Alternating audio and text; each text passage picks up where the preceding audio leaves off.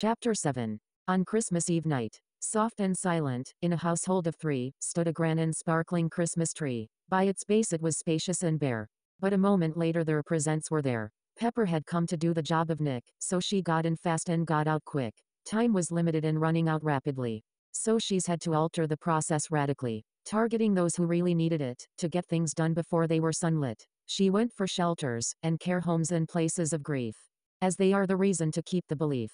She might not be able to make their lives better, but she can make them warmer with a new knitted sweater. Truth is, having nothing is fixed by the giving of something, and something can be anything, giving misery the sling. There was no time to see them see what they'd got, though she hoped it might help them and change their plot. She zipped and she zapped to get as far as she could. At this rate she thought their chances might actually be good. However, the memo didn't reach that soft head of Nellie's, for he was delivering to a house with about 5 flat-screen tellies. "What are you doing?" Pepper hissed with a snap.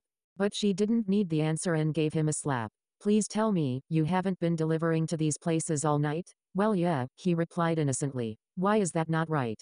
She paced to and fro with disbelief on her face. All she had done probably won't leave that of a trace. Her reply finally came with that of the truth. "They won't even notice, you useless great goof." There was a moment of silence, for the sound of a creak. The pair were regretting their decision to speak. All they could do was stay frozen with hope that no one had awoken. But nope.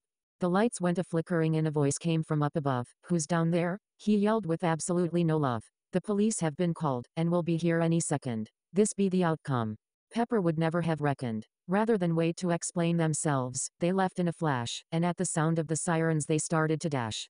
So they ran through the streets to hide from the cops, running towards the town's shops. It was late now, so only the street lamps were lit.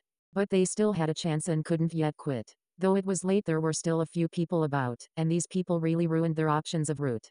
The cry of the sirens sent shivers down the spine, as it got closer and closer, piercing their ears with its whine. They couldn't stop now, with the world on their tail. If they stopped now, they would certainly fail. "Down here," Nelson yelled, heading round a bend, but this wasn't the answer, for they'd hit a dead end.